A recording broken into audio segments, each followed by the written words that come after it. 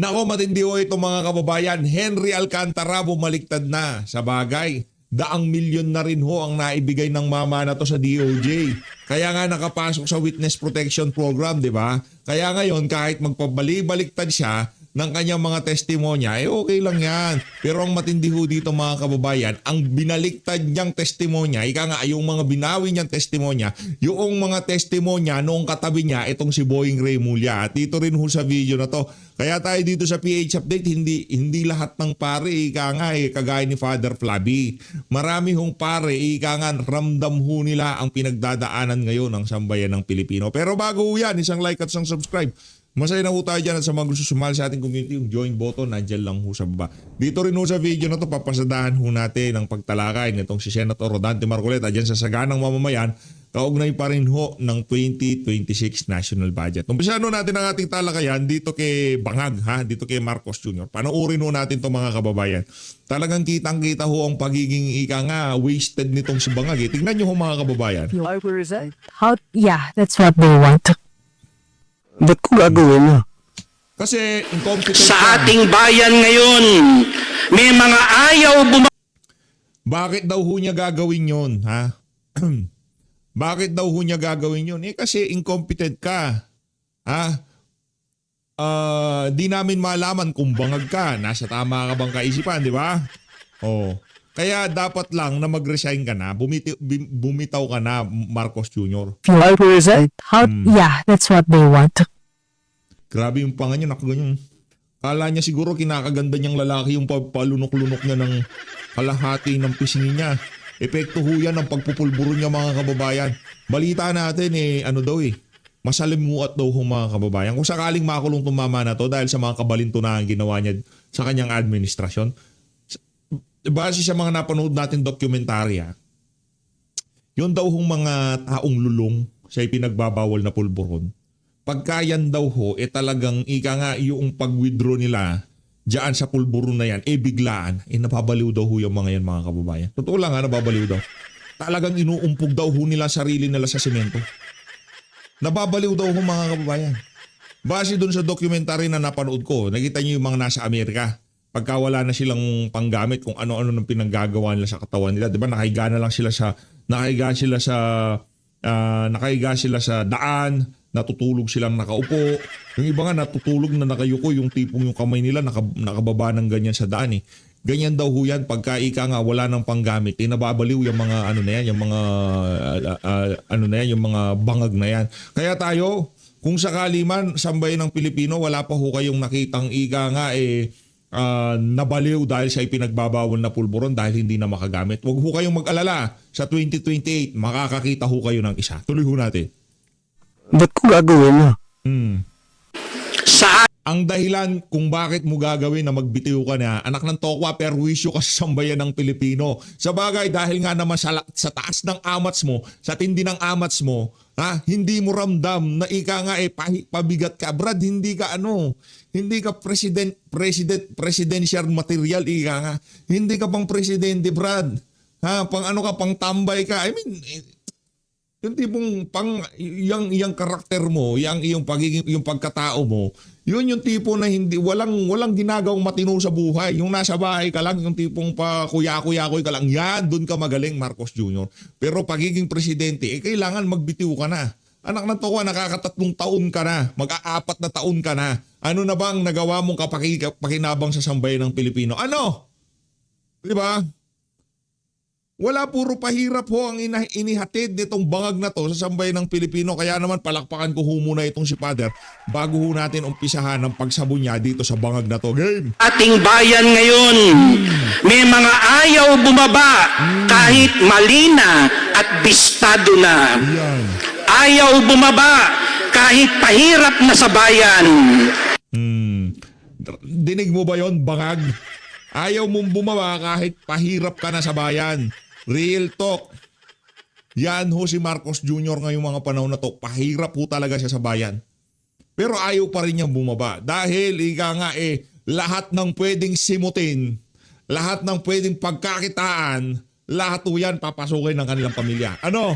Huwag nyo naman sabihin sa amin di kayo kumita, anak ng tokan. Sumusweldo kayo sa pamahalaan. Tapos yung asawa mo, sabi ni Zaldico, di umano, siya ang padrino sa pamahalaan noong mga kartel. Sa asukal, sa sibuyas, di ba? Sabi ni Zaldico, di ba? Si Liza Araneta Marcos, siya daw ho, ika nga ang linalapitan ng mga gustong kumontrol sa presyo ng asukal, ng sibuyas, ng ano pa nga ba yung isa? Nakalimutan ko. Bawang ba yun? Basta bigas, yan. Ang ano daw ho nila, ang linalapitan nila sa pamalan, si Liza Araneta Marcos, base di umano kay Zaldico, hindi dahil sa... Dahil base yun dun sa naging video nitong si Zaldico. Yung kapatid niya na si Martin Araneta, isa daw ho yan sa mga ika nga sangkot sa mga kabalbalan pagdating sa usapin ng bigas ba o sukal. Basta balikan nyo na lang ho yung video nitong si Zaldico.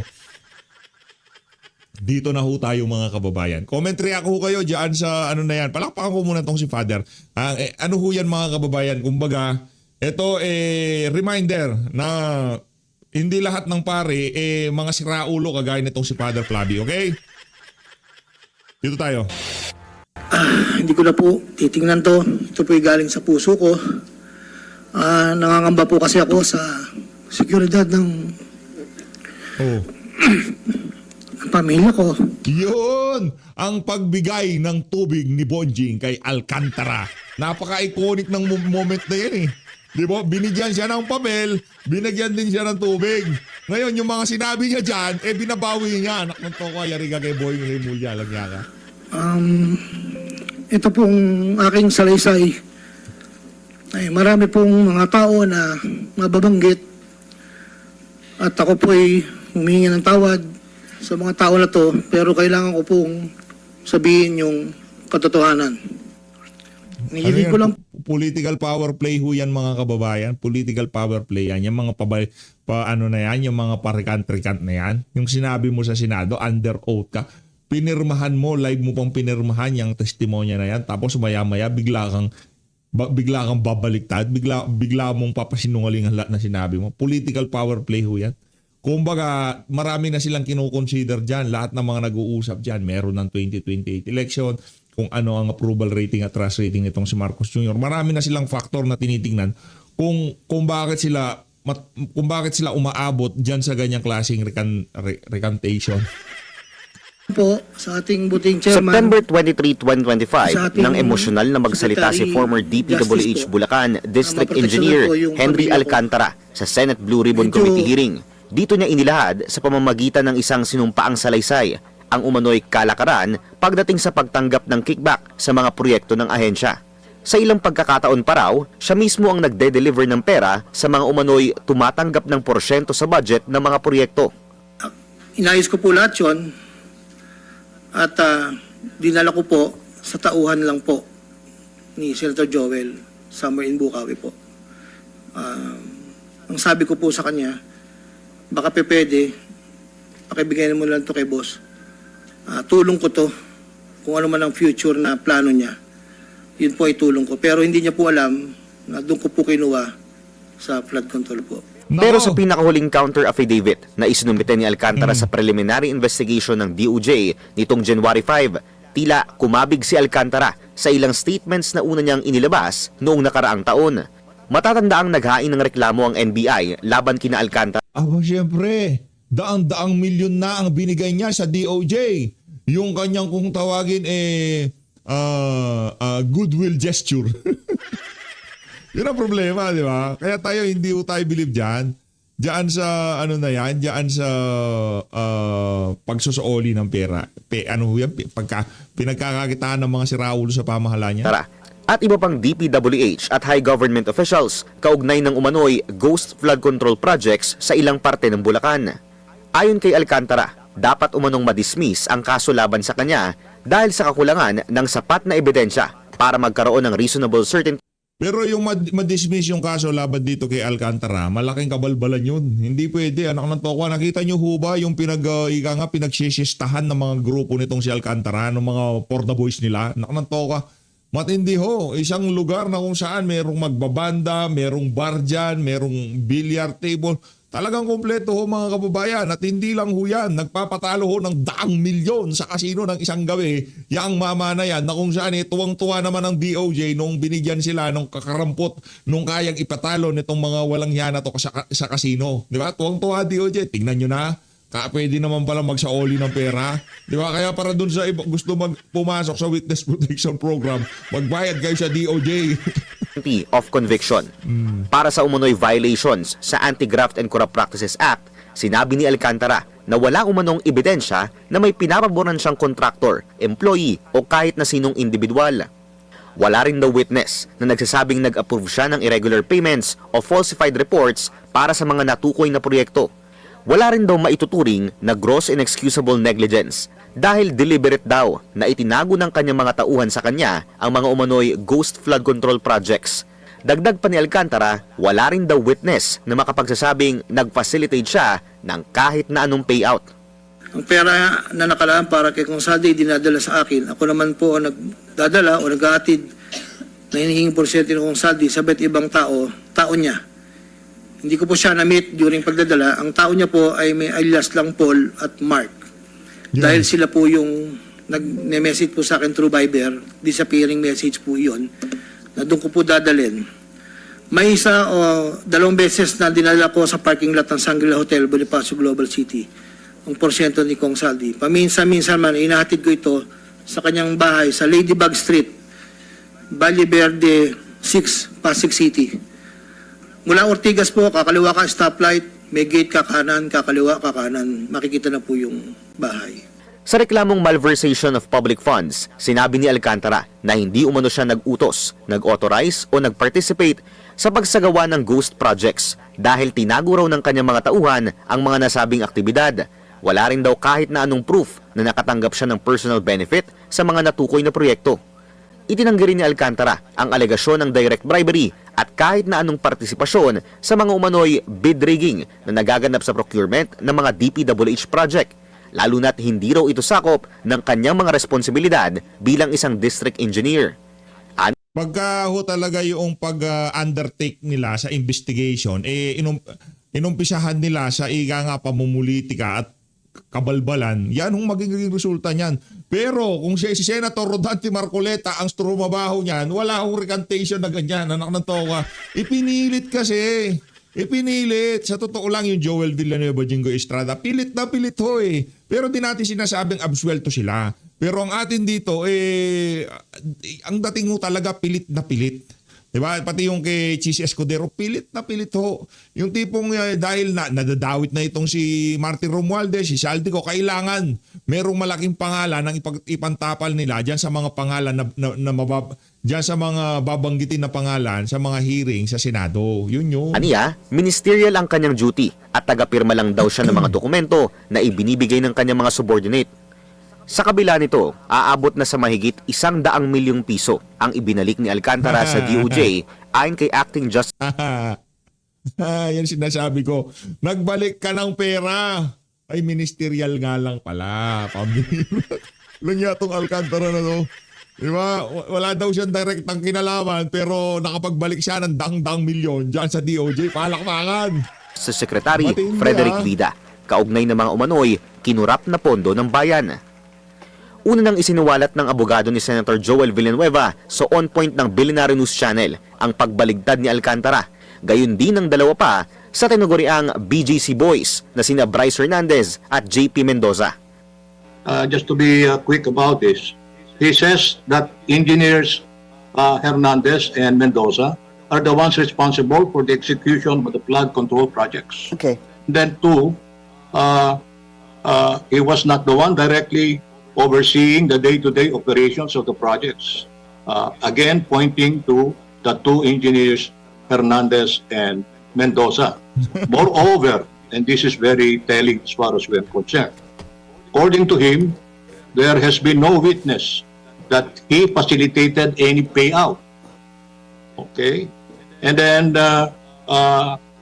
therefore, he is in effect negating, virtually negating what he said that he did the payout. Two engineers are saying that this is Bryce Hernandez and the other one, JP Mendoza, that they are actually withdrawing the statements that they have given in connection with the case that is the subject of the preliminary investigation. Ay, For what reason? Because they have not been admitted, contrary to the undertaking of the Department of Justice officials, they have not been admitted to the witness protection program. Ayon sa ongoing ang preliminary investigation nang hindi ma-preempt ang magiging findings ng prosecution panel. Joash Malimban, Billionaire News Channel.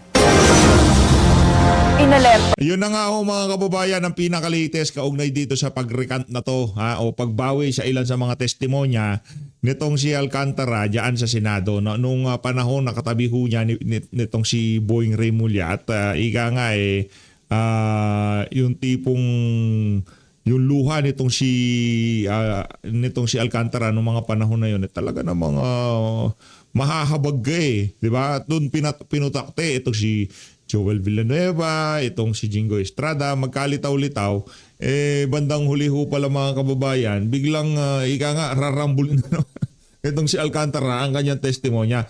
Yan ang issue ho natin dito mga kababayan. Pagka inumpisahan ng walang senseridad ang isang investigasyon, wala ho tayong aasahan na magandang magiging outcome niyan. Yan hong sigurado natin dyan. Senator Rodante Marcoleta ho tayo dito, Gay. Budget para sa ganun. Kapag ka yung budget planning natin ay hindi man perpekto pero naayos natin mabuti, magsisimula dyan ng napakaraming positibong bagay. Diba? Siyempre. Hindi yung iniisip natin na ang sabi nga namin noon, ito yung ating pagsisikapang suyurin. Ano ba yung fine-tooth comb? Sinuyod ng gusto yung Ano yung fine-tooth comb? Suyod, di ba? Suyod, Suyod.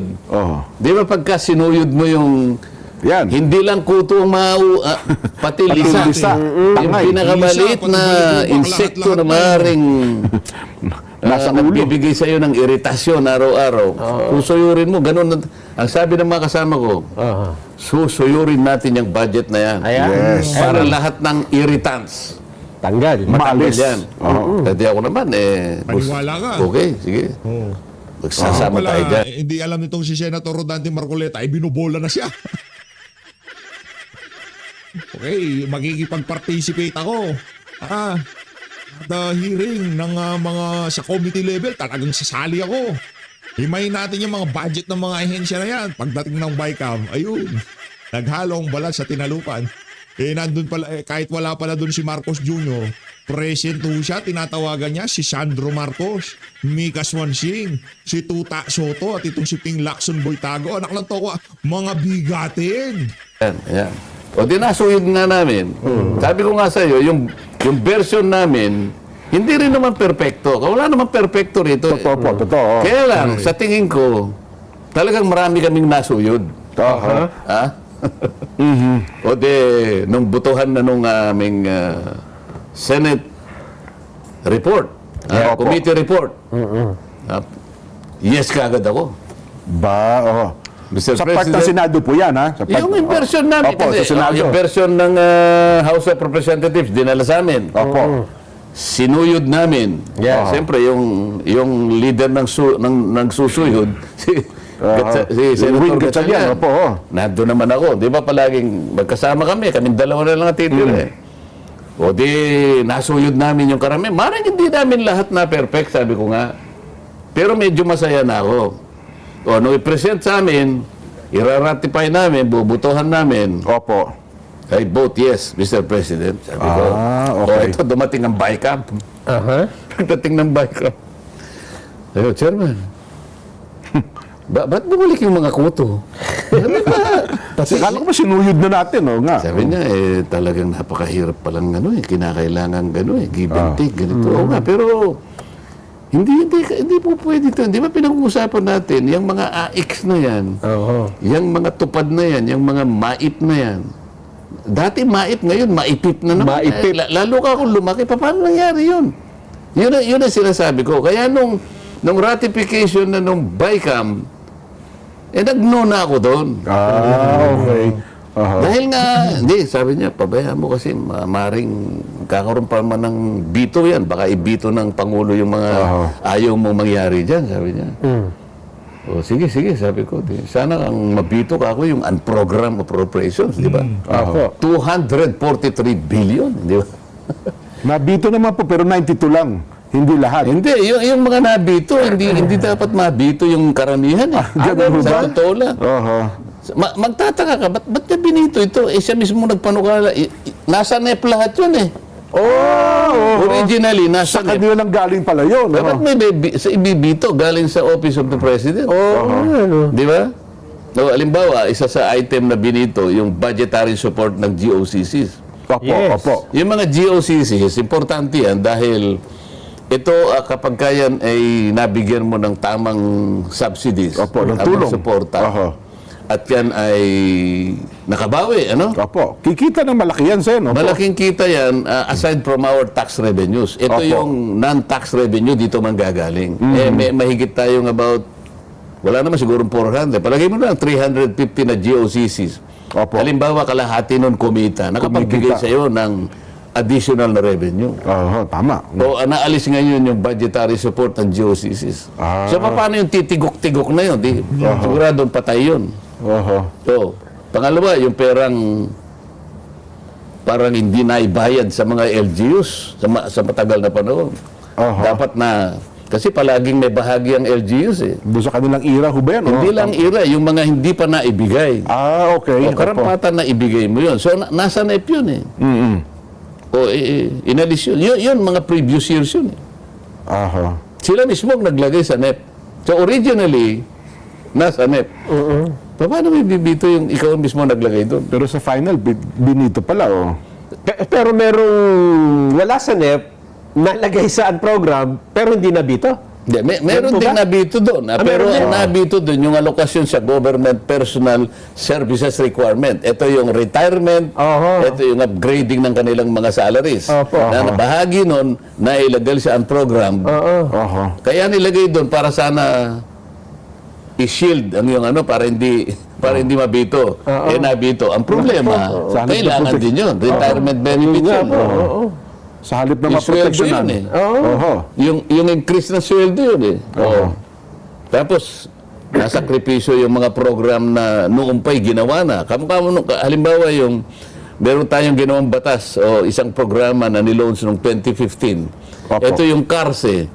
Comprehensive Automative Resurgence Strategy. CARS program.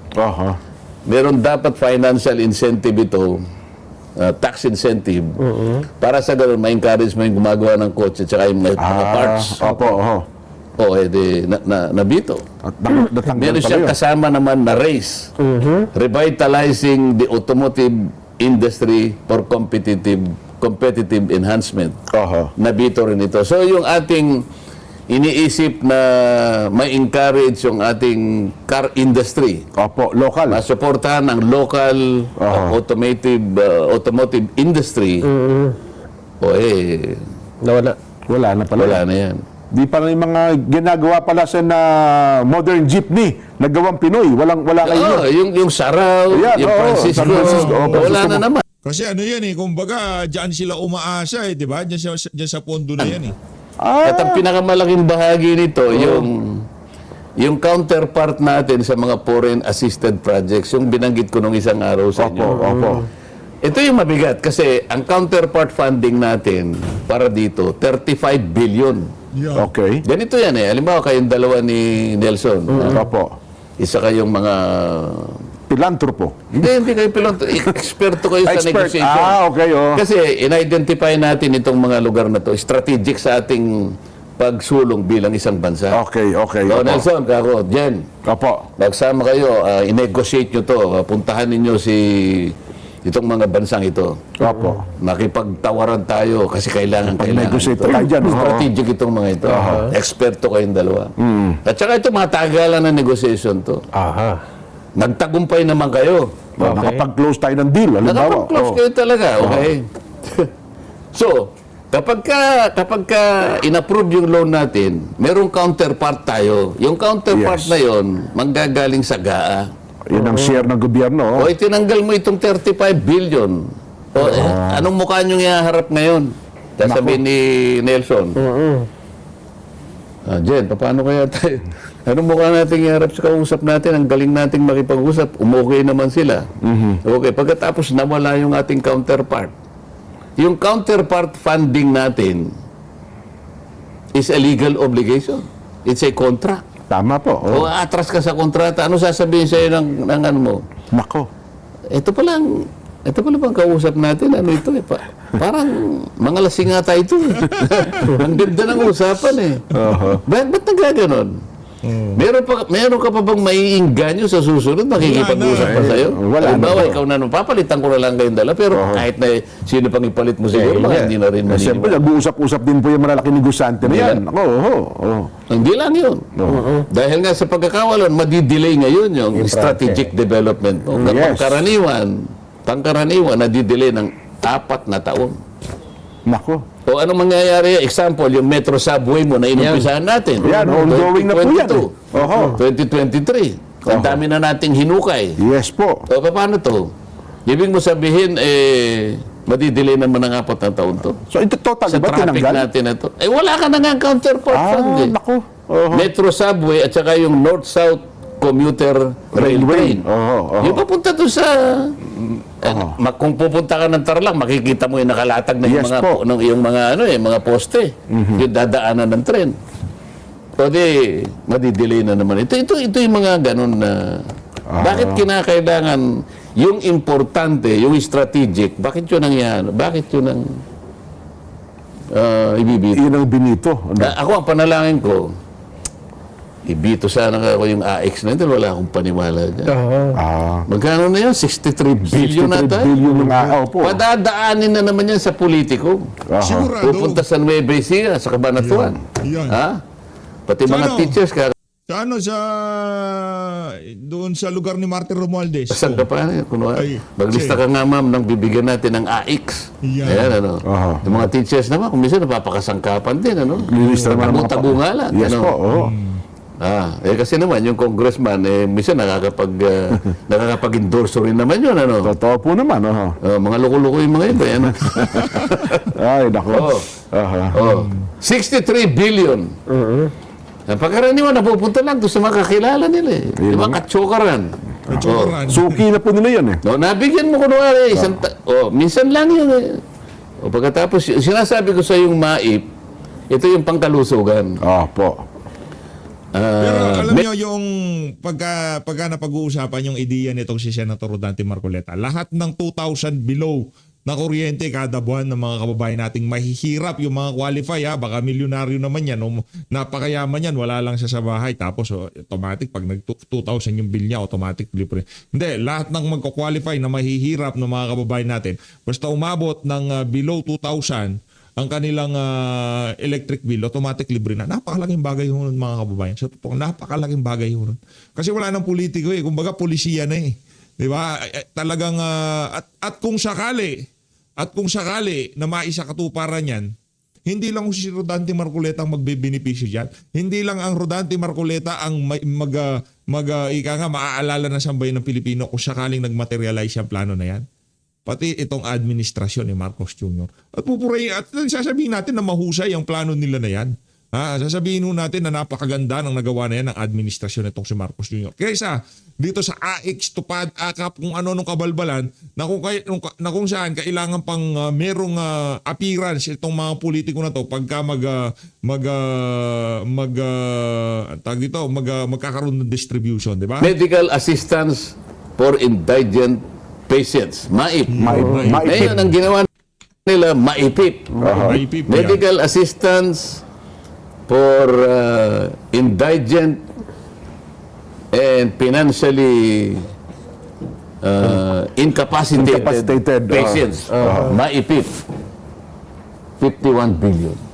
Ang laki pala. Tupad. 22 billion. Samantala mo, sinuyod na namin eh. Tinanggal na pala yun, no? Hindi namin natanggal lahat eh. Binawasan. Pero parang yung version namin, AX, parang 27 billion lang. Halos kalahati na wala, no? Naging 61 billion. Ibinalik. Chairman, Aha. Bakit ang ganda ng pagkakasuyod natin Saglit lang, Sen, ha? Saglit lamang po. Ito muna susuyurin natin. Meron daw po kasing zero balance billing na ang DOH, Sen. Libre na po at wala nang kailangang bayaran ng mga kwalipikadong pasyente sa mga pampublikong ospital at tinitiyak nito na ang serbisyong medikal ay abot kaya at hindi na po pasanin sa bulsa ng ating mga kababayan. Sige nga, panoorin natin ang kampanya ng DOH tungkol dito. Wala ko tayong pakialam dun sa zero billing na yun dahil hindi mangyayari yun. Para dito kay Herbosa, ayusin nyo ho trabaho nyo. Sabihan nyo yung presidente pinaglilingkuran nyo, bago siya magbida-bida, ibalik niya muna lahat ng kinuha niyang pera sa PhilHealth. Anong zero Ano billing? meron na pala nito. Bakit meron pa po maipip? Yan. AX. Tapos zero balance billing na pala tayo sa mga DOH hospital. Ngayon nga yung sinasabi ko na dapat yun na yung Benito. Kasi sayang na yung subsidy. yung mga Di ba, kung ayuda-ayuda. babalikan mo yung sinasabi ko, palitan na natin yung sistema na subsidy. Kaya pinipilit ko, etong taong ito na mag-uumpisa, maglalabanan na kami sigurado. Pag ipipilit ko na ako na alisin na natin yung subsidies na yan, Opo. lahat na lang ng gumagamit ng 200 kilowatt hours, Sa kuryente. yun ang ilibre natin. Yan. So, dire-diretso yun. Matatarget mo talaga yung mahirap. So, kahit na halimbawa, pagpalagay natin yung median ay 2,500 pesos. Yun ang kanyang naililibre sa bawat buwan. So, hindi lang minsan, every month, kung 2,500 yung kanyang katapat na billing, yung 200 kilowatts, yun ang diretsong pupuntang benepisyo para sa kanya. Hindi magiging pogi ang politiko doon, Sen. Wala Wala nang papogi doon. Wala nang papogi, wala nang pasikat. Wala na. Diba? Wala pang corruption. Bakit? Diretso sa kanya. Opo. So, matatarget mo ngayon. Hindi kagaya ngayon, 61 billion na AX, maipip 51 billion, tupad 22 billion. Pero tingnan mo yung survey ng SWS, kalahati ng populasyon sasabihin, mahirap pa po kami. Ayun ang nangyari sa binibigyan yung subsidy. Kahit kailan hindi nagiging makatotohanan. Naku. Maaring umaabot sa konti lang. Pero hindi effective, ano? Hindi. 55% ng populasyon mo nagsasabi, mahirap kayo. Ano yung billion-billion na tinutulong mo? Wala nga eh. Paano nila ipapatupad yung provision sa budget na walang anti-EPAL provision? Provisions daw po. No? Kagaya ng guarantee letter, nung isang araw ay sinasabi ni Secretary Herbosa na wala na pong visa yung mga guarantee letter. Maliban ang abunuhan mismo ng politiko ng issue niya. Doon manggagaling sa kanila. Diretto na nga daw yun sa zero balance billing. So, paano nga nila gagawin yun? Yung DSWD. Sino mag-identify na bibigyan ng AX? Pupunta kay Kapitan. Siya ang nakakalam kung sino yung mahirap. Si Kapitan, kontrolado ni Mayor. Si Mayor, kaibigan ni Gobernador. Si Gobernador, kaibigan niya si Congressman. Siyempre po. Unahin natin yung mga bata natin. Di ba? Paano mo sasabihin na pagkatapos sila yung magpapahiram ng lugar kung saan magbibigayan ng ganito. Kontrolado ni Mayor yung gym. Ayaw nyo kong i-involve dyan. Diyan kayo sa kalsada magbigayan.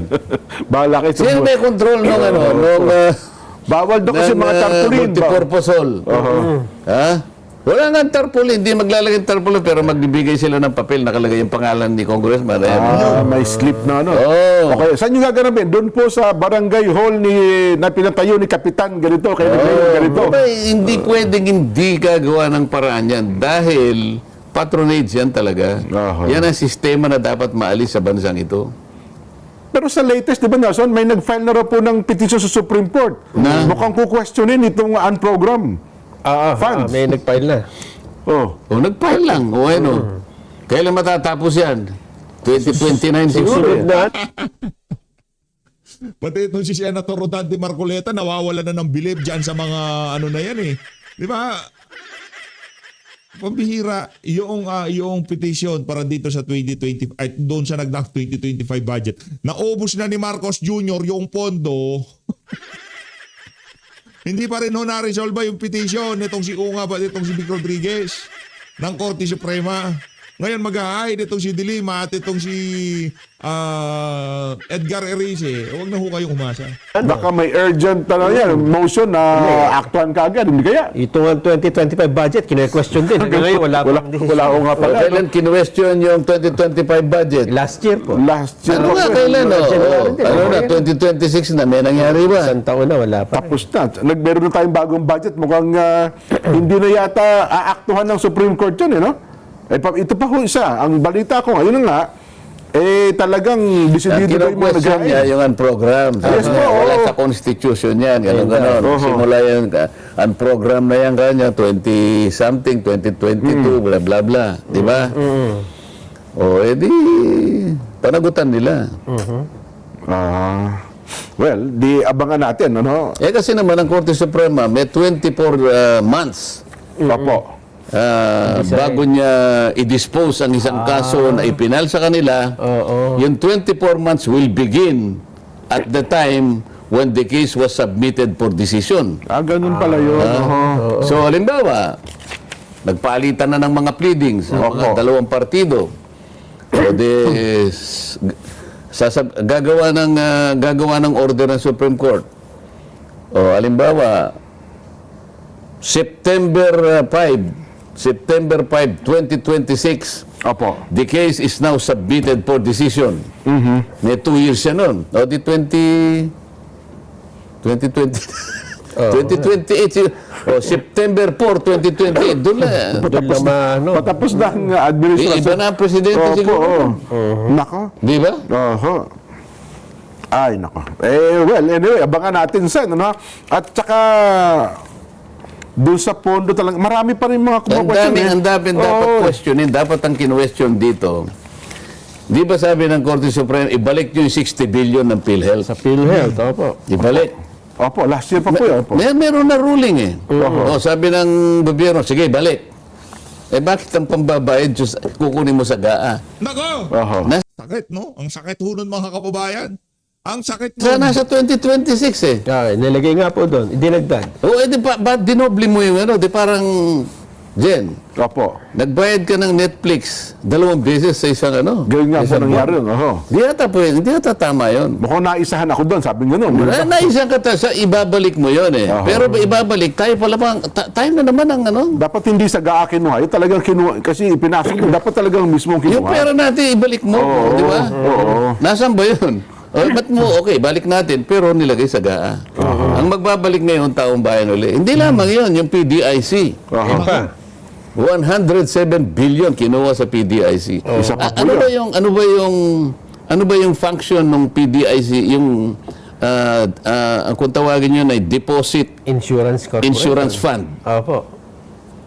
Anong function nun? Pagka po... Insurance Deposit Fund. Opo. Yun ay pang yun ay pantakip kung sakasakali may mangyari sa banko. Magsara isang bangko. Opo. Di ba? Guaranteed ng isang depositor. Pagka nabangkarote yung mga bangko nyo, di ba? Pagka sinasabi nila, pag magbubukas ka ng account, insured yan ng 500,000. Di ko alam kung ngayon 1 million na ata kada account, di ba? Na insured na ng 1 million. Pag nabankrupt, automatic merong babalik sa pera. Dati 500,000 lang, ngayon nata 1 million. 1 million po. Opo. So, meron kang 1 million insurance. So, itong cameraman, meron siyang dineposit na 1.5 million. Nagsara yung bangko, at least yung 1 million, babalik sa kanya. Hindi naman siya masisiro. Yun ang function nun. Bakit mo kinuha? Hindi na pera ng gobyerno yun. Alam mo yung pera yun ng depositor at pera rin yun ng bangko. Kina-counterpart Si Raulo tong si Ralph Recto kung ano ang naisip niyang pagkaperahan. ng bangko yun eh.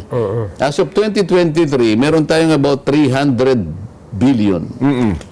300 billion na pantakip doon sa meron tayong ngayon na ano ba sinasabi ng note ko? 3.5 trillion yung estimated insured deposits. Yung buong Pilipinas Opo, buong Pilipinas. So 3.5 trillion estimated insured deposit, ang pantakip mo dyan 310 billion. Okay. Kinuha nila yung 107 billion, ang natitira na lang 202. Kasi sa batas merong ano kasi merong ratio yung dalawa na yun eh. Opo. Hindi dapat bababa sa 0.5% to 8% yung relation ng dalawa na yun. Opo. Nung kinuha nila yon, Ilang porsyento na lang po? umano sa maano pa naman sa 5 point. Bakit ba't kinakailangan palapitin mo dun sa ano na? delikado. Tatagilid ka naman. Unang-una, hindi lamang sa tumagilid. Tama ba yung kukunin mo yun? Mali po talaga Hindi yun. mo naman pera yun. Tapos ang pinangako mo, we will utilize it for national development. Tatapos-tapusan napunta sa flood control. Flood control. Ito yung mabigat eh. Kaya nagagalit yung cameraman eh. Sino kaya galing yung nakaisip Pera na nakita nila yun, ano? Mga excess fund daw ito. Hindi Opo. hindi ba yung PhilHealth excess Excess fund? fund nga Bakit po. palagi mong tinitingnan yung excess fund? Nakita nila kahit excess fund, excess fund yun, hindi sa'yo yun. Hindi sa'yo. Halimbawa, Yung yung kapitbahay ni Nelson, napansin niya, pare, ang dami mo pera, hindi mo naman kailangan yan. Akin na yan. Kukunin mo. Tama ba yun?